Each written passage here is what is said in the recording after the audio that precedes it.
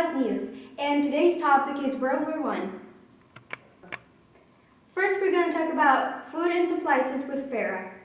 So thank you, Vale. So I'm here talking about food and supplies in World War I. So I'm here with Albert. So how are you? I'm hungry.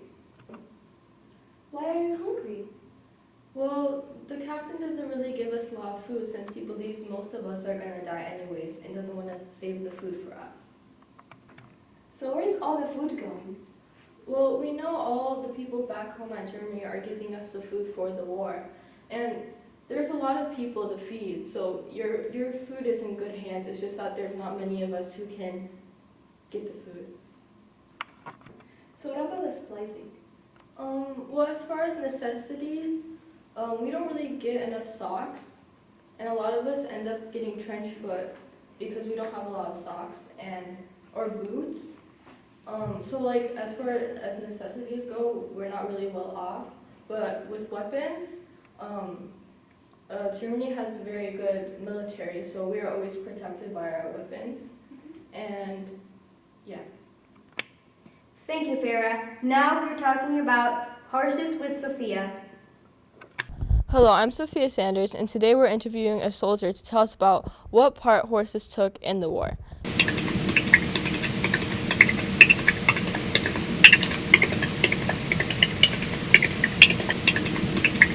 So tell me, where are we right now? We're at the Eastern Front. So why do they use horses here at the Eastern Front and not in the Western Front? Because at the Western Front, they're more modernized, and because they have machine guns and trenches.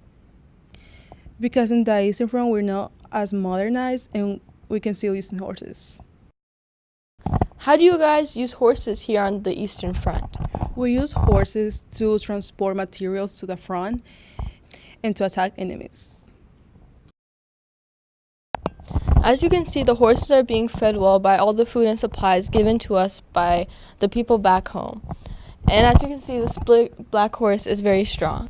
Thank you for telling me about the horses. You're welcome. Now back to Vale. Now here's Sophia interviewing a soldier.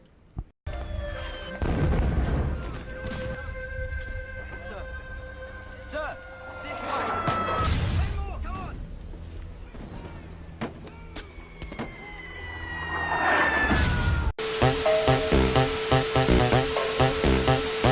Hello, I'm Sophia Sanders, and I'm going to be interviewing a soldier on the front lines. His name is Kat. So Kat, tell me, how were you able to survive the war so long? I was able to survive the war by doing some tricks of mine. I can find food where there's nothing around. I'm really a good shot, and I'm really good at self-defense. Tell me, how are the new soldiers doing? I mean, there's a lot of new soldiers, and they're really, really young. There was the youngest boy I saw was 14 years old. He doesn't know how to shoot a gun, which can be really bad when we're at war. But I feel like he can learn and progress. But there's a lot of them dying currently. So tell me, Kat, how is the war affecting you and soldiers in general? I think it's affecting us a lot, especially in our mental health, because every battle we go into, we know me and my friends will not survive, or have a small percentage of surviving. And it's not just me, it's just the soldiers I see around me every single day dying. So it's kind of hard on me and a couple of my friends.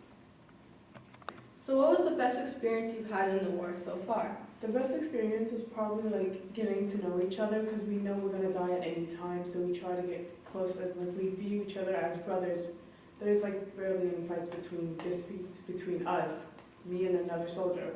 And one of the best memories I've ever had was when my fellow soldiers saved me when I got shot. It happened somewhere over there. Oh, I got shot. Wow. There's blood. Remember that time you saved my life? I owe you my life for that. Oh, that's what we're supposed to do for each other, we're brothers. Okay. So tell me, Kat, are you looking forward to going back home? Of course, I'm always looking forward to going back home, surviving this war, go back to my family and my friends back at home in my hometown. Ah!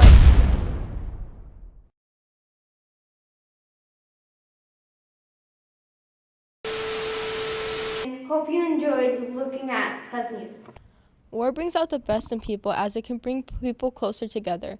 The men fighting together feel closer as they are all experiencing the same terrible things. War takes the teamwork of not just the army, but the entire country. People back home are now working towards the war by making supplies, weapons, and food.